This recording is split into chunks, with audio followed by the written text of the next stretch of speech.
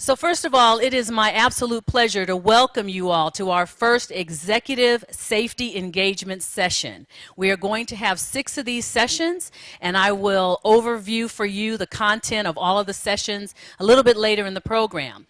But to kick it off, of course, we have a few housekeeping items. First, I want to make sure everyone knows how to exit safely in case we need to. So any shaking, I know everybody knows duck, cover, and hold, and I know it'll be very tight under there, but we're all friends, so I'm sure it'll be fine. But if we have to exit, they want us to use the stairwell right here by the elevators that I'm sure many of you are familiar with. And when you go down, it has now been remodeled down there, so there's actually an exit. When you come down, it's to the back of the building as opposed to going out toward the cars, right? So, and you'll end up at the loading dock and we'll all assemble out there. Now, of course, if there is damage from the earthquake, someone said that to me earlier, we will make a change to that plan. Just real quickly, who in here knows CPR? Great, we're covered. Anybody know the Heimlich maneuver? I don't see anybody eating, but thank you, because we've had a couple of issues around that. And we all have cell phones, so I'm sure we have someone who can call 911 for us. So to kick off the program for us this morning, I'm going to invite Pete to come up and say a few words. All right, thank you, Lisa. I'm filling in for Pedro. He asked me to kick off because he and Ted and Gaddy are back east visiting with FERC. They had an opportunity to stop in and spend some quality time with the directors and the leaders of the FERC organization. So I think folks know that Pedro certainly would have been here and been kicking this off if something of an emergent opportunity didn't jump up.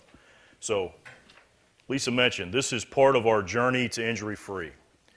And it's one of the things that I believe is one of the most important elements for our company is for our leadership, our executive leadership, to be able to create the culture change that is necessary within the company. For leaders, for the most seasoned, experienced, highest regarded, highly respected leaders to be able to talk and act and be the safety influence on the organization that we need to be, particularly as we move from a company that's currently 3rd quartile in our days away restricted duty rates to a company that's 1st quartile, okay? Fundamentally important and a key part of our journey to injury-free. Our vision is injury-free. Can we, first audience participation opportunity, number 1, can we work injury-free? Yes. Okay, let me ask you this. Are we currently working injury-free? Okay, let me share with you an example, though, that may surprise you. And for some that are maybe a little superstitious in the room, go ahead and cross your fingers, cross something, right? Do what you do when you're feeling like superstition needs to be addressed openly. T&D has long been, undoubtedly will continue to be, a large accumulator of the injuries that occur in the company. T&D has now worked over 50 days without experiencing a dart injury. So, I don't say this to go pat myself on the back or to pat the T&D folks on the back, but if you remember last September, T&D went the first month ever in a long time without any dart injuries. At a time when there's peak amounts of work occurring in the field. Your organizations are supporting those peaks amount of work or leading those peaks amount of work, right? But we've just gone the month of June, and so far, the month of July, without any reported dart injuries occurring in those 2 months. So we absolutely can do it. And that's part of what I think we need to carry to our organizations, is it's not just a vision that is somewhere beyond a mountain that we're not ever going to be able to get to. This vision can be achieved, and frankly, right now, we are achieving it. And I think we'd be able to say that as a company, we've gone dart-free for greater than 50 days if it weren't for a couple of very unexpected type of, low number of injuries. I think we've got 1 or 2. I'd have to look at the number that has occurred in this last 50 or 60 days. The point being, we can do it. The point being that the culture can change to support working injury-free. If you want to read, if you're if you're a leader who learns by reading and looking at other examples, pick up the book, The Power of Habit. And one of the chapters talks about when Paul O'Neill took over Alcoa as the CEO of the Aluminum Company of America. And for his first year, primarily only, first 6 months almost exclusively, only focused on safety. Even in his investor briefings, only focused on safety. And that company went from being one of the poorest performers from a safety standpoint to being one of the best performers from a safety standpoint. It takes leadership, leading a culture change to influence the organizational change. We must be a role model. And I'll talk to you how I feel about the role model, example, and opportunity. We have to create the momentum. For any culture to change, the leaders have to lead people to the place we want them to be. We can't go to that place and say, hey, I'm over here, come over here and be with me. You need to go to your people and bring your people with you. You need to share that inspiring vision. You need to build their understanding of what can be done and how it can be done. And when it is being done, reinforce that it is being done. How do I do that? Share with you an example. I am accountable. And I've talked with the T&D leadership team, all the leaders in T&D. I am accountable for every injury that occurs in T&D. I am accountable for the supplemental worker injuries. I am accountable for the employee injuries. I feel as if those injuries happened because of me or to me. So I seek to understand as much as I can about them. I seek to dig into what occurred that if we can stop it from occurring, will keep anyone else from being injured. When that funny injury happens that we all kind of scratch our heads and say, wow, that seems just so odd, is it even worth digging into? Yes, it is. If we can use that opportunity to communicate to other employees that it occurred and why, so that they may take some proactive measure, some additional measure, to keep themselves from getting injured. That's the opportunity, no matter whether we run an office organization or a field organization, a small organization or a big organization. Do your people view you as feeling accountable for the injuries that occur in this company? And I will share with you that as an executive team, when we create the vision amongst our people that they look at Steve Powell and say, wow, Steve acts like and internalizes injuries as if it happened to him. And he's seeking to help me as his employee keep from getting injured. Or I'm not his employee, but he stopped me when I was doing something that looked like it could potentially be unsafe and cared enough about me to keep me from maybe taking that one more step or taking that one act that could lead to an injury, right? Appreciate Steve letting me use him as an example, but this is what we as an executive team need to be known as. That's what our vision should be, is that we are viewed as the champions of safety in a positive way by our people, right? So, executive leader engagement on safety. That's what we're here to talk about today. Think about that. Are you accountable? Do you behave like you're accountable? Ask your people what kind of a safety role model you are, and then seek to do everything you can to improve, right? That's what we desire from these next 6 sessions. That's what we desire from all of us as we seek to continue and be an injury-free organization, all right? Lisa, I'll turn it over to you. All right. Oh. So one of my favorite sayings these days is when you're dealing with a long-standing problem, it calls out for a creative solution. The goal of this program is to hopefully provide you with tools that you can use back in all of your respective organizations to help the company achieve injury-free. So there are 5 components of an effective corporate safety program, and I'm going to use seatbelts as an example. So engineering is the tools and protective equipment and work practices that we all use to stay safe.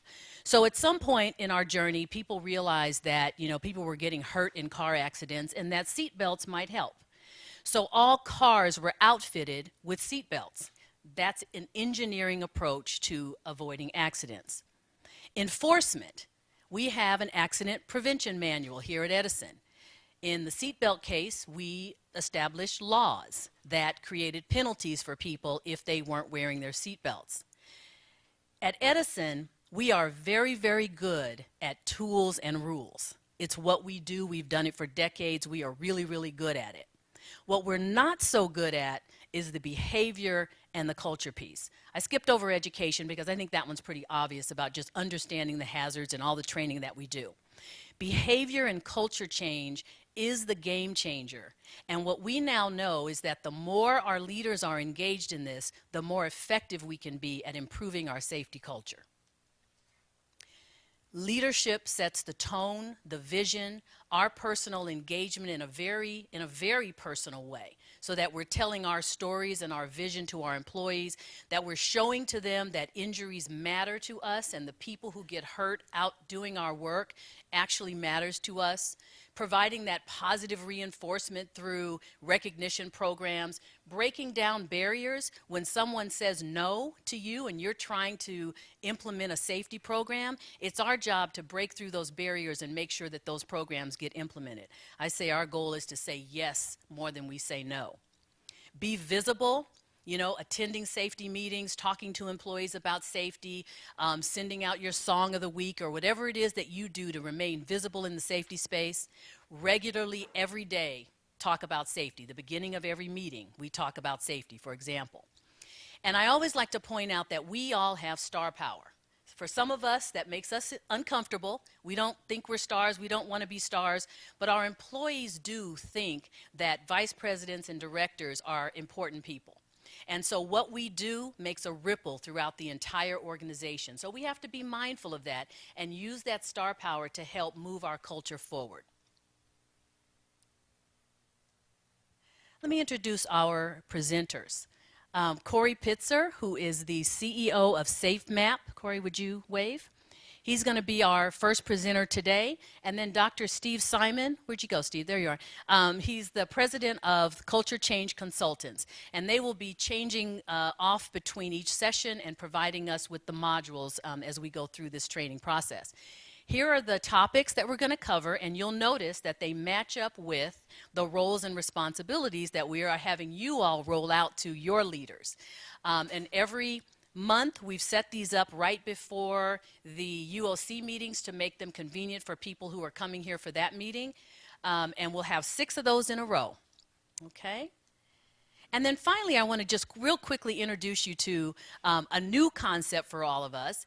We're going to offer you the opportunity to have a safety partner. The safety partner is someone that you choose in your organization who will be your safety guide. They will help you identify opportunities to participate in the safety culture.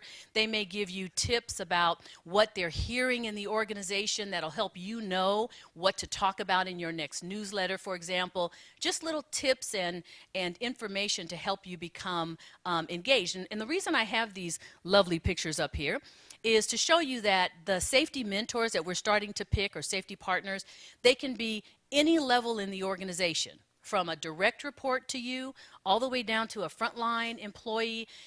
The only criteria is that they be personally passionate about safety and hopefully very knowledgeable about how to manage safety, and also that they're credible and that you would meet with them on a regular basis to talk about what's happening with safety in your organization. This program is voluntary, so we will be reaching out to you and get your permission to start helping you find a safety partner. So you'll hear more about that. So with that, I know we're on a very tight timeline, so I do want to turn the program over to Corrie Pitzer. Lisa.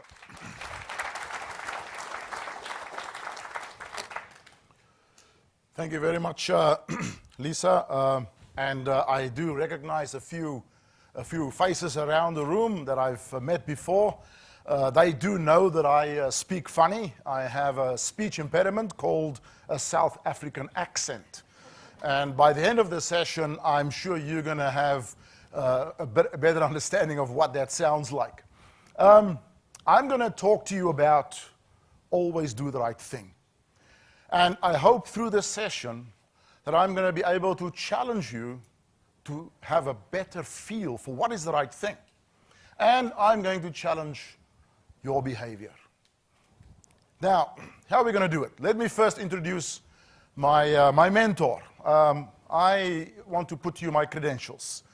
The reason I can talk to you today about this topic is because I worked for the worst human being that you can imagine in the name of Mr. Drummond.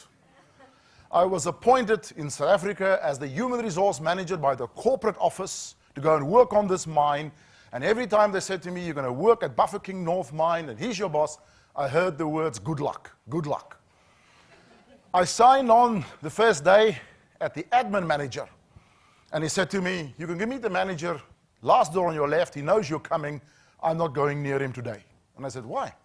He says, Mr. Drummond is grumpy today. And if he's grumpy, he fires people. I said, you're kidding me. He says, I'm not kidding you. In fact, we had 2 HR managers here before you. The first one lasted 3 weeks. The most recent one, Mr. Drummond, fired in the interview you're going to now. Last door on your left, good luck. When I entered the last door on my left, there was no one there. There was a little cubicle for the secretary. And I don't know what to do. So there's another door. I look inside, and here's this guy. I said, excuse me, do you know where I can find Mr. Drummond? He exploded. I didn't know I had to wait for me to be introduced by the secretary. He exploded, and he started running and screaming at me in a language I've never heard before, Irish. And he just yelled at me, who the hell are you? What do you walk in my office? You can't just walk in my office. I said, I'm looking for Mr. Drummond. He says, I'm Mr. Drummond. Sit down. Who are you? I said, Corrie Pitzer. Oh, HR. He sits down and says, I want to make one thing clear to you, young man. I don't like HR. I've been working in this mine for 25 years, never needed HR. Now corporate comes with HR people. I don't know what you guys do, and I don't care. Is that clear? My first boss in my life. He said, yes, sir. He says to me, tell me about yourself. On which mine have you worked before? Now, here was a problem. I haven't seen a mine. This is my first job. And I thought he might not like my answer, and I was right. He started screaming again. I couldn't believe that face could go even more red. When I told him I've never worked on a mine before, I kid you not, he slammed his head on the desk 3 times. Two. He looked up, his eyes were wild, and he fired me. Chased me out of his office. I got outside, and the secretary says, oh, you must be Corrie, the new HR manager. I said, I was. He just fired me. He says, no, he didn't fire you. He screams like that all the time. He told you to go and get a blasting ticket. A blasting ticket. Well, it turned out I had to go train as a miner before he would accept me back in the office. I had to go down the shaft. This shaft had 4,000 people on it. He had 10,000 people in his mine.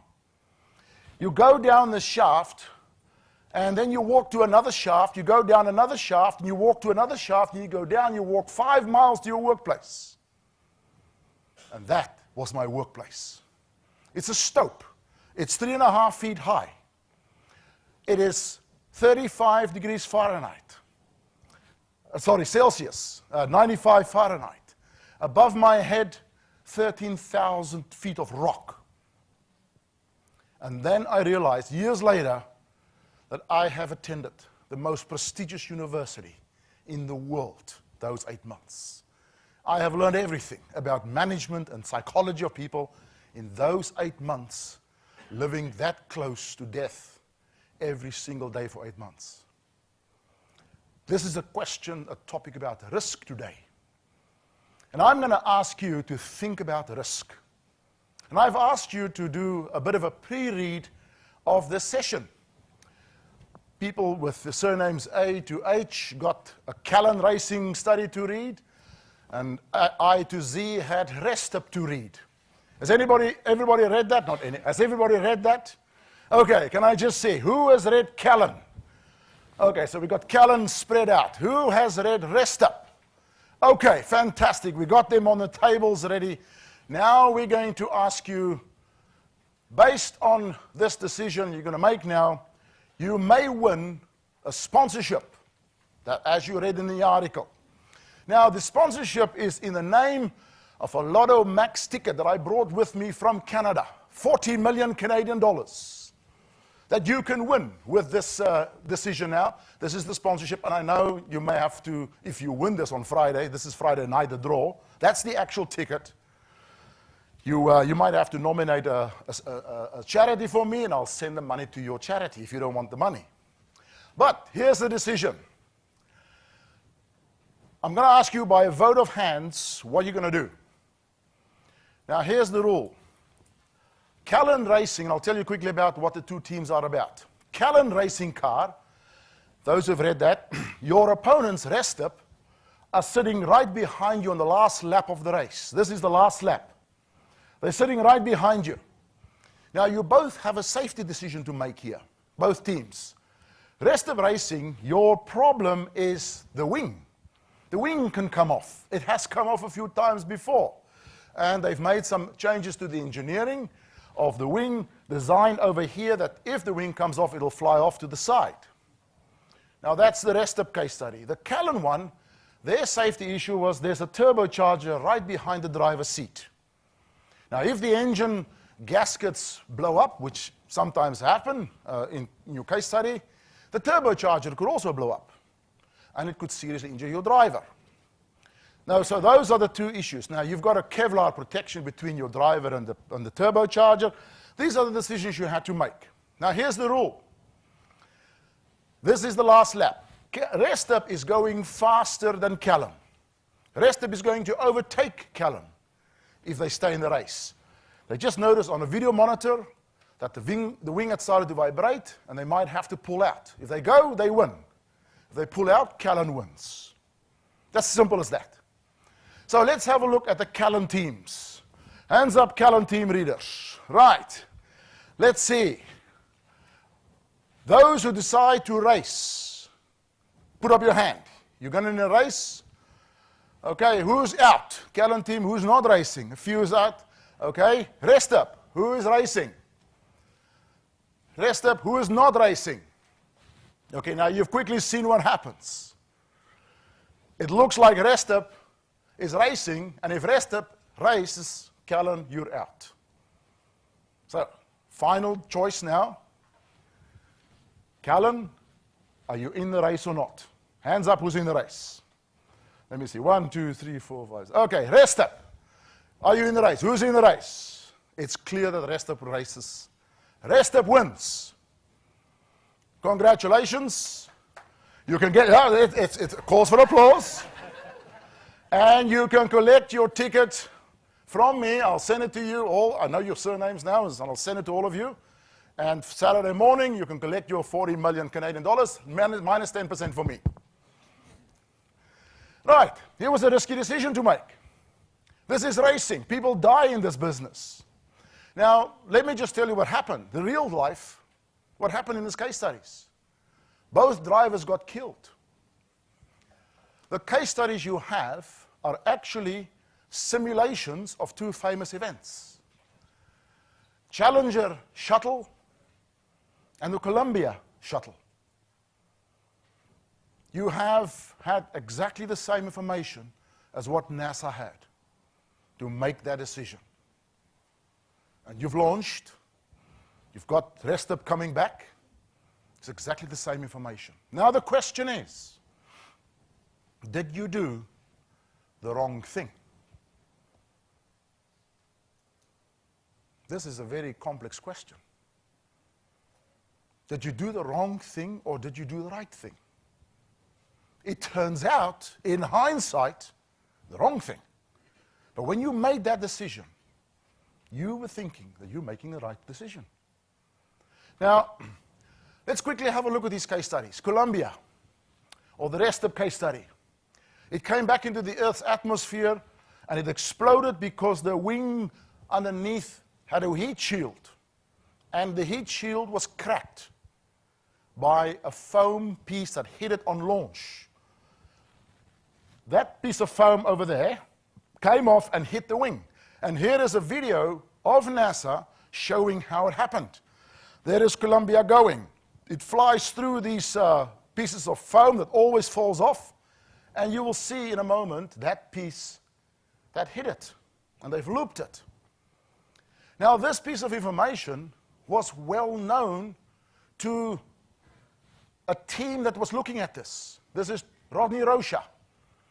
He actually escalated his concern on the basis of this video to the top of NASA and said, we should be very careful. There is something wrong.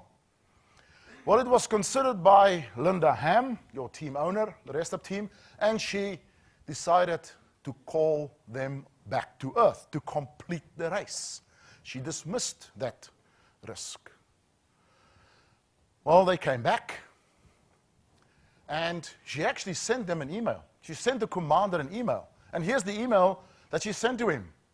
This item, the foam strike, is not even worth mentioning to you other than wanting to make sure you're not surprised by a question from a reporter.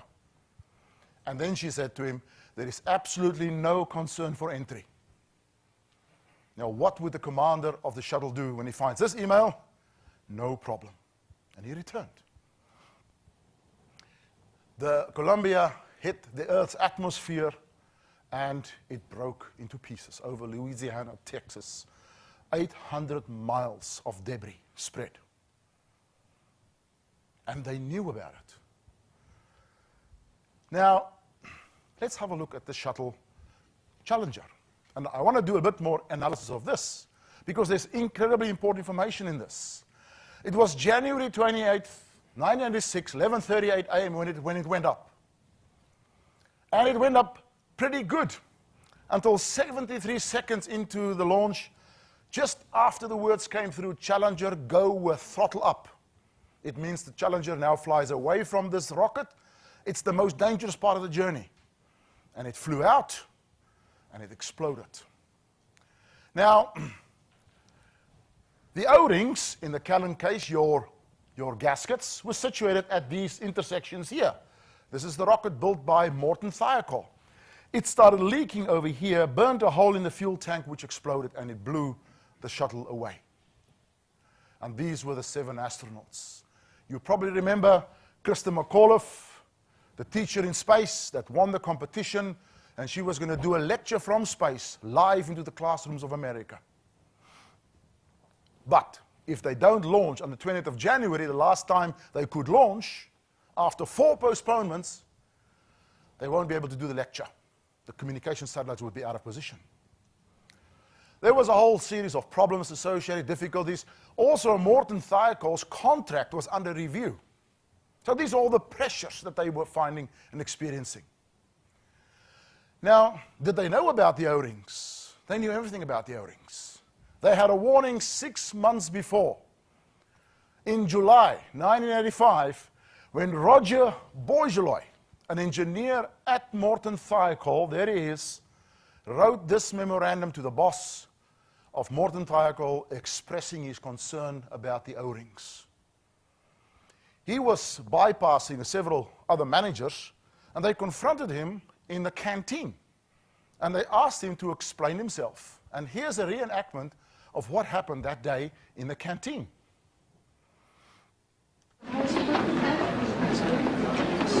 Hey, Roger, you got a minute?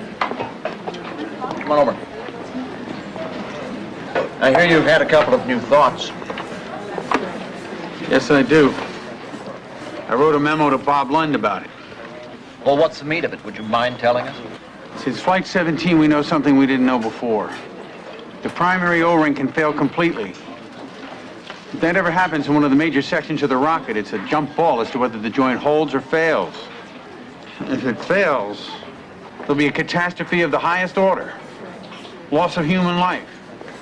The shuttle, the launch pad, all of it. Roger, you're keyed up about the O-ring problem because O-rings is what you work on. It's what you see every day. Now, we got to fix this O-ring problem. There's no question about that. But, Roger, the shuttle has flown 19 times, and it's come back 19 times. Our job isn't to run around like Chicken Little hollering the sky is falling. It's to keep that shuttle flying. Those are very important words. I'll come back to them. They had another warning. The day before the launch, Roger Bourgeois again realized from a Weather Bureau forecast that the temperature at launch will be at freezing. They've never launched that low. He petitioned his bosses to petition NASA not to launch. NASA head office person said, no, you can discuss this tonight at the flight readiness review. The flight readiness review was a safety review 12 hours before. Now, what I'm going to ask you to do is to listen very carefully what was said, because this is a word-for-word reenactment of exactly what was discussed that night. And we're going to analyze those words in terms of values. Just listen carefully to what was said. I think everybody's hooked up. Arnie Thompson and Roger Boisjolet have been doing the research. They'll make the presentation. The Air Force estimates 29 degrees at launch tomorrow morning. We have no data on O-rings operating at temperatures this low. So determining if this extreme cold will affect the O-rings, and if it does, how much, is critical. So our recommendation is, you should see it on the sheet coming through now, not launching until the temperature is at least 53 degrees. Whoa. Oh. Wait a minute. Am I looking at the right charts? Charts I've got don't support that conclusion. They do. I think they do. Well, you began by saying what you're presenting can't be proved. And I agree, it can't. But now you're drawing serious conclusions from it, and you're making very serious recommendations. Serious recommendations are called for. Well, of course, that's why we're here. But what you're saying sounds like Morton Thiokol is establishing new launch commit criteria the night before a launch. Now, these solid rocket boosters have been operating under very definite specifications. You suddenly want to change them. You now want to base everything on this 53-degree benchmark. At that rate, it could be spring before the shuttle would fly. My God, Thiokol, when do you want me to launch? Next April? I don't think we want to change launch commit criteria. We're trying to see if it's safe to launch with the O-rings experiencing these severe temperatures.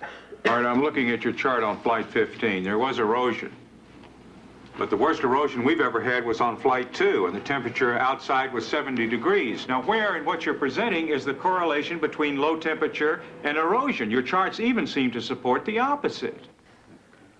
All I'm saying is that launching it below freezing is an act away from goodness. All I'm saying is we should go by our experience base, as limited as that is. And our experience base says that at 53 degrees or less, we can expect increased erosion and blow-by. Roger, it's my understanding that the solid rocket boosters are qualified by contract for operation between 40 and 90 degrees.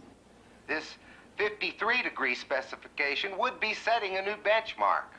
Are the solids qualified at 40 degrees or aren't they? It's away from goodness to make any other recommendation. Listen. If being in the direction of goodness means wanting a successful result for this mission, I want that result. Everybody involved in this telecon wants it. Be reassured, Roger, you are not in the direction of goodness by yourself. But we've got an engineering decision to make here. And it's got to be made on quantifiable data. Now, well, I want to ask Joe Kilminster for his recommendation.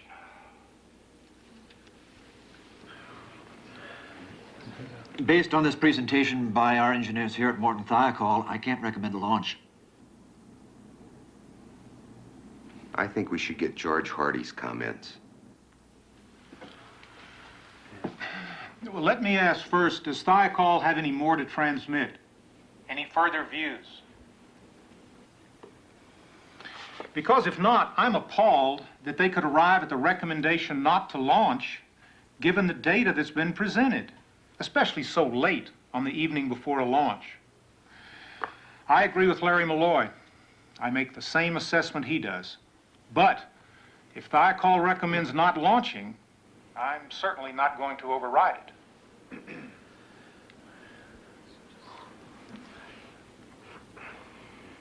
We'd like to go offline for 5 minutes here and have a conference.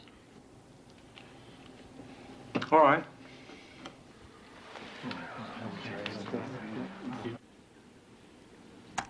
I want to make sure I've got this.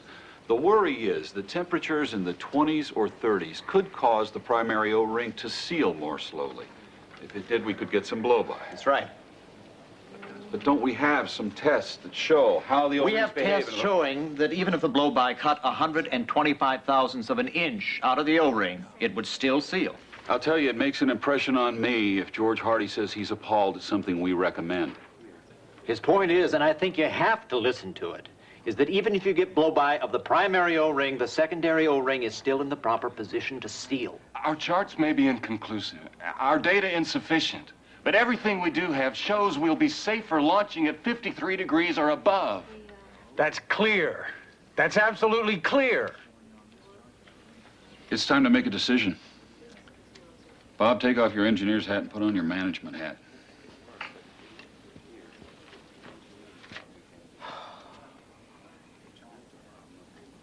You're right about that. This is Joe Kilminster. We've assessed the data and reviewed all our charts. Even though we had some concerns about the low temperatures, we now recommend proceeding with the launch. Does anyone in the loop have a different position?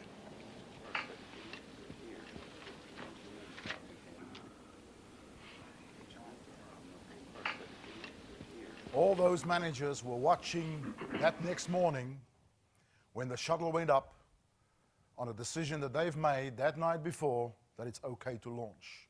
And it exploded in front of their eyes, and millions of people watched it. Now, there's a lot of analysis into this whole case study, enormous amount of information.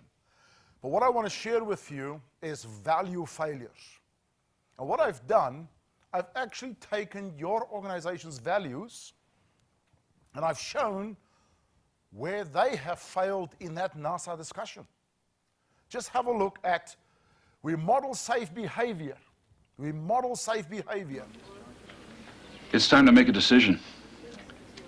Bob, take off your engineer's hat and put on your management hat. He has clearly not modeled safe behavior.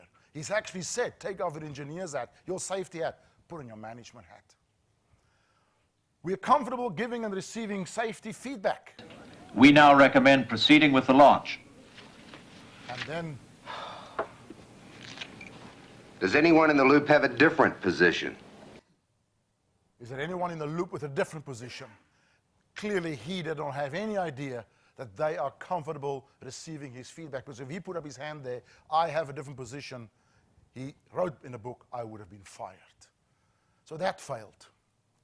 We focus on learning from our experiences. Our job isn't to run around like Chicken Little hollering the sky is falling. It's to keep that shuttle flying. They told him very clearly that his job is to keep his mouth shut and don't talk.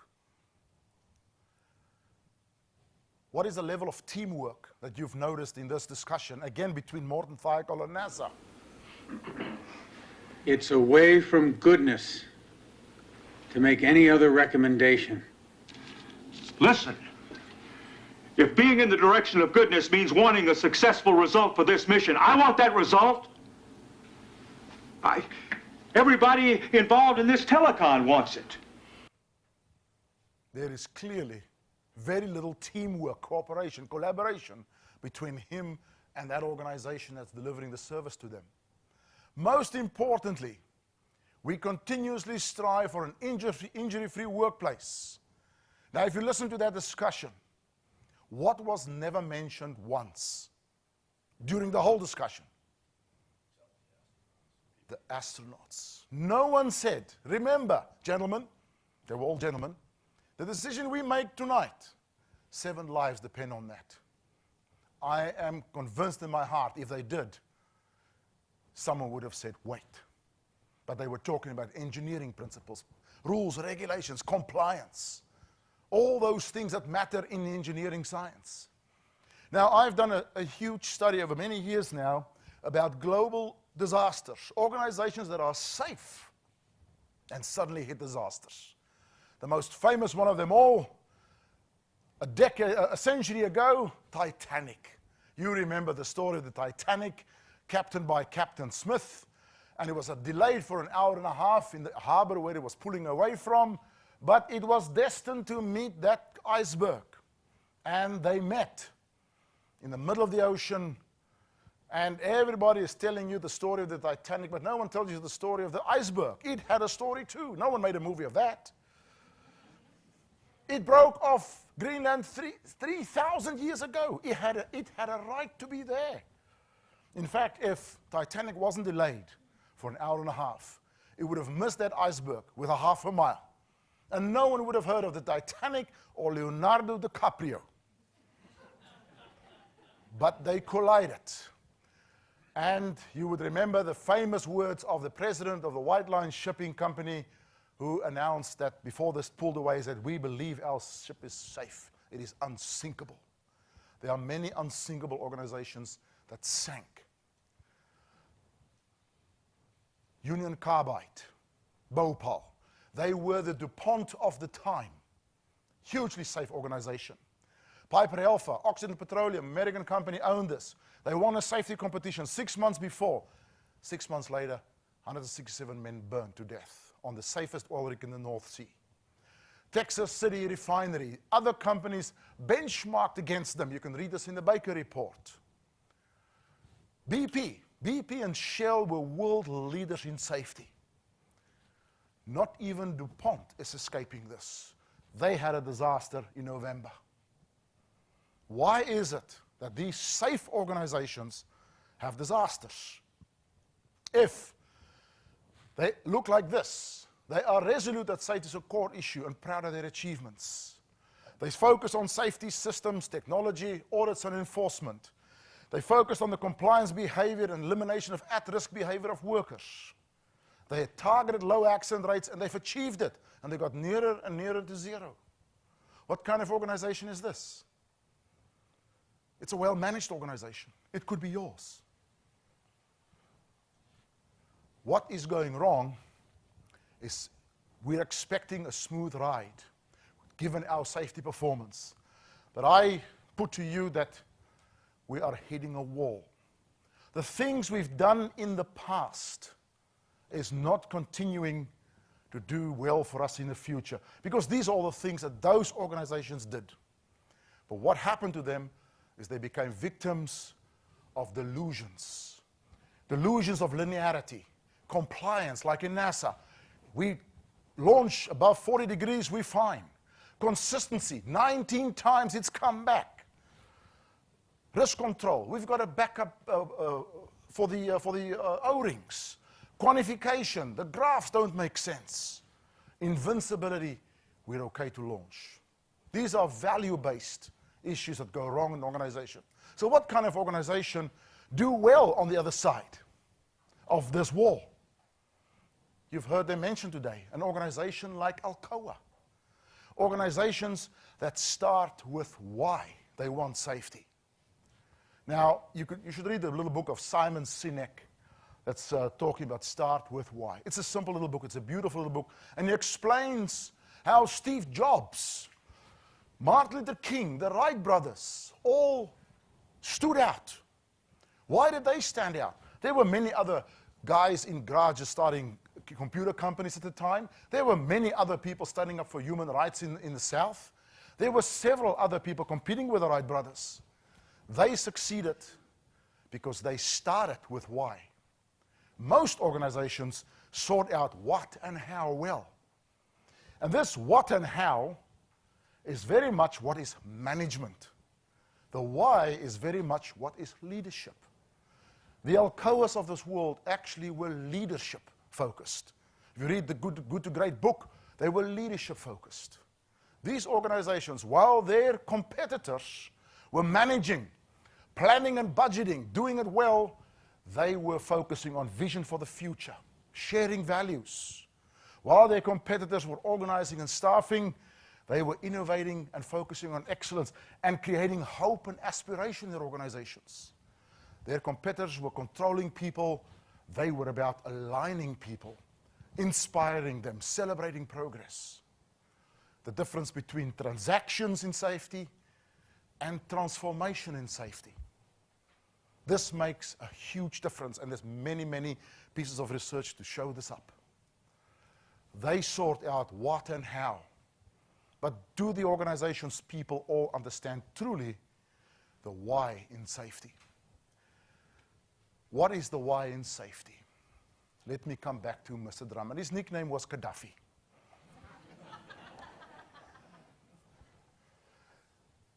I was having my job as an HR manager. I had a secretary.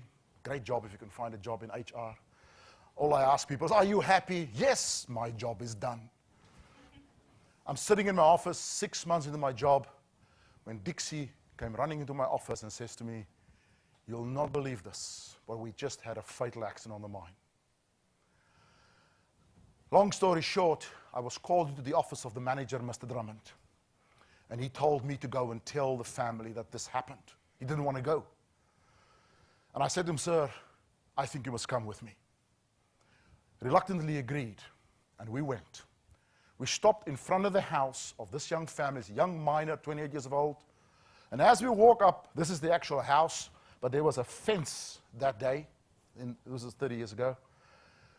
Walked up, and I want to share with you what we heard. As we walk up to that door, we heard this.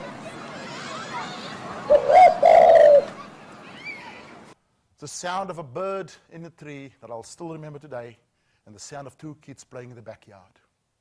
When I looked at Mr. Drummond and his crumpled face, we both realized this will be the worst day in their lives. I knocked on the door, and this beautiful lady opened the door. She didn't know anything. She was friendly. Can I help you? And then she recognized Mr. Drummond behind me. And she says to me, is Danny okay? And I said, can we go inside and talk? Because I've practiced in my head how I'm going to tell her that her husband died. She walked into the house and she sat down. And I sat next to her and I said to her, I'm sorry to tell you. But before I could say anything, she realized what was happening. She started crying. But softly so, just tears out of her eyes. And I put my arm around her and she burst into tears. And she started crying and shaking. And I just held her. And one little girl came running into the house, asking her mother, why are you crying? Hoekom huil jy, mama? And the lady said, the gentleman, and I don't know why she said this, she was confused. She said, the gentleman came to tell us that Daddy is not coming home tonight. And this little girl turned to Mr. Drummond. She said to him, Mister, why is my daddy not coming home tonight? And that day I saw Gaddafi broke into 1,000 pieces. He just started crying and sobbing, and he grabbed this little girl and said, I'm sorry, I'm so sorry. And the other little girl came running in. And the mother stood up and she took them into a little room behind us. And I sat there and watched how she tells them that their father died. They had no comprehension. They didn't understand a word, what she was talking about. And then she said to them, go outside and play. I'll come to you after I'm finished with this gentleman. And when they walked out that door, they looked straight ahead of them, refusing to make eye contact with us. Mr. Drummond tried to look at them. They just walk out. Many years later, just before he passed away, he said to me, Corrie, that day I realized I killed their father. We walked out, and he was a transformed human being because he found his voice. And he realized the why in safety. And he reminded me many times after that, that Corrie, safety is about taking care of the people who are taking care of us. He was deeply, deeply focused on that. People don't believe the message that you want them to hear until they trust the messenger. They don't trust the messenger until they see what you value and what you do. The value process is the process, personal values. Who am I? What am I standing for? Why safety? What is my principal value? How does this align with my organizations? And how do you share those values? And these are all the things that I saw Mr. Drummond do day to day. But the most important part of that discussion started with himself, That's the starting point of the value process. When you figure out the why in you, then only can you go and share it. And when you share it, people will start to trust the messenger. So here is my challenge to you today. I'm going to ask you to think of an event in your life that affected you deeply, that impacted on your views and values about safety. And once you've done that, I'm going to ask you to write your personal credo in safety. Let people know what you stand for, not what you believe rationally, what you believe in your heart.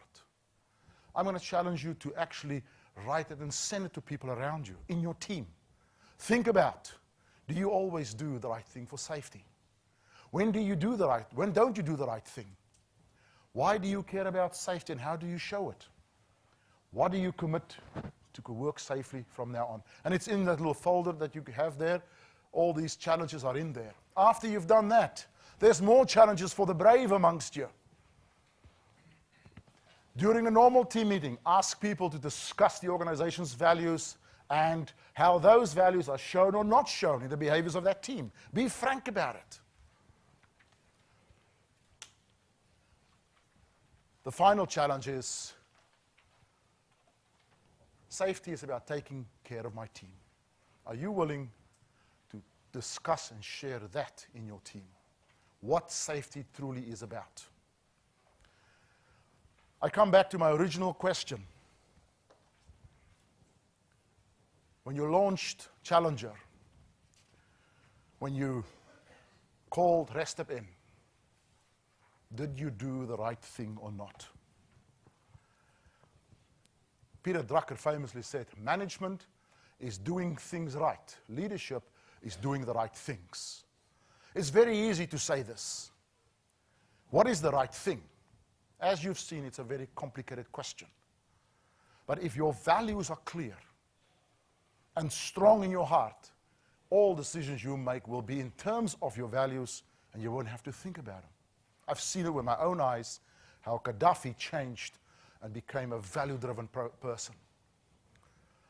If a captain is concerned about the safety of the ship, it will never leave the shore. This is your big challenge. This is what you deal with. You deal with risk every day.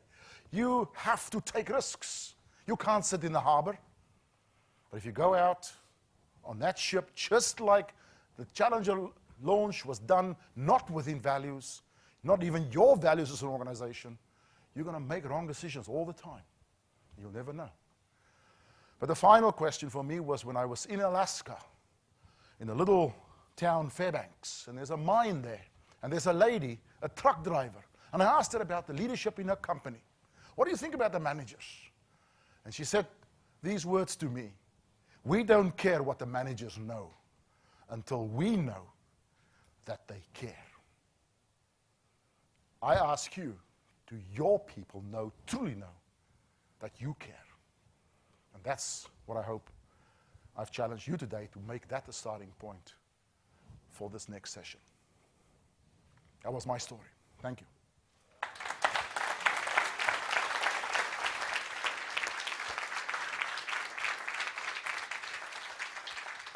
Thank you, Corrie. Thank you very much. What a great way to kick off this program. Over the course of these sessions, we are going to give you tools that will help you address questions in your organization like, why don't people hold the handrail? Why do they violate safety rules? Right? And you'll be able to get to the bottom, the underlying norms and assumptions as to why people's behaviors don't always model the safety behaviors that we want them to, and then what you can personally do about it through your own engagement in your safety programs. I want to remind you that these binders are for you to take with you, and we're going to give you materials at each session to put into those binders for your reference.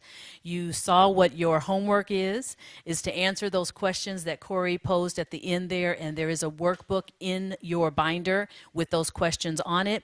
At the next session, we will pre-invite two of you to share what you have done over the course of the last month to demonstrate your personal engagement in safety. We'll see you next month. Thank you.